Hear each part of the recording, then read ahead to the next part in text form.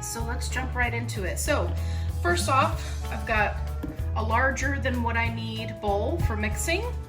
I've got a raw egg right here, which is what I recommend that you use. And then you'll see that I also have a little bit of a fried egg down here in the bottom, and that was just because I was making fried eggs this morning, and this one didn't want to cooperate, and so instead of serving it or potentially wasting it, I just figured I'd throw it into the dog's food. So I'll just kind of chop that guy up a little bit, and then next up, what I'm going to do is I'm going to crack this egg. Now you could feed the shell if you want to. I'm not going to in this particular batch, but if you wanted to, you could crush it up and put it in there. Ideally, if you were going to do that, you would want to be using a farm-raised egg that came from your local farm or your local farmer's market, not an egg like this that came from the grocery store that's been washed and bleached and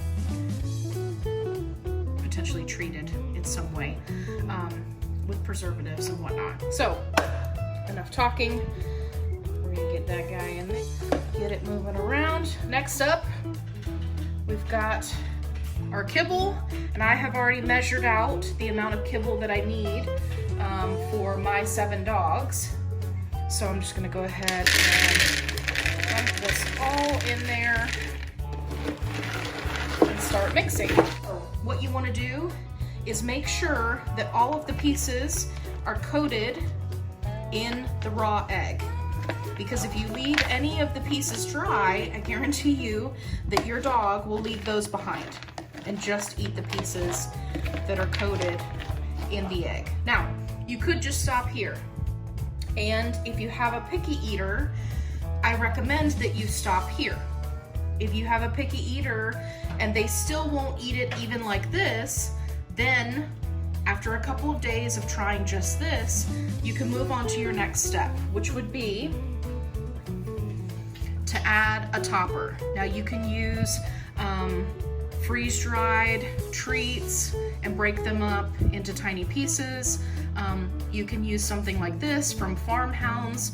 This is blood sprinkles, which I know sounds odd, but they also have a freeze-dried liver, which is also an excellent topper. So for today, I'm just gonna be using this one. You don't have to put a lot. You just wanna make sure that you get it on all of the pieces, okay? And then, Iceland's yelling at me because she wants to eat it.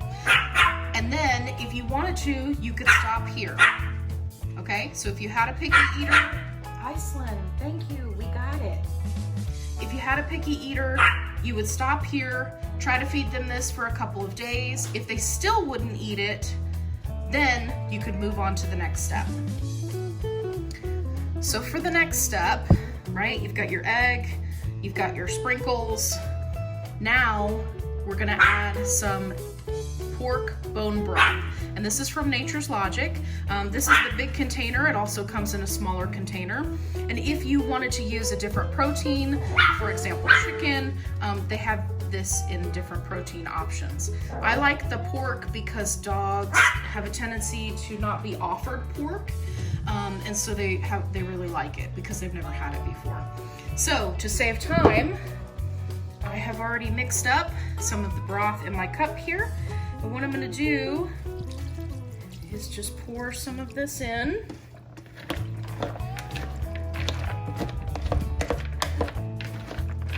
And this is gonna be messy. It's not gonna be pretty, but the dogs will love it. Now, what you could do is, just gonna kind of mix this around here while I'm talking.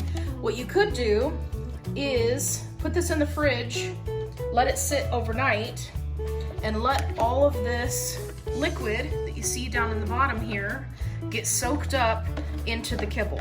That's another really great way to get your dog to eat their food, is by adding in that additional moisture. Because if you think about it, nobody wants to eat the same dry, crunchy cereal, right? The blandness of it all every day. So if you mix it up, or if you add moisture to it, then they're more likely to eat it. Okay, so I'm gonna serve this up to everybody, and I'm sure they'll be thrilled.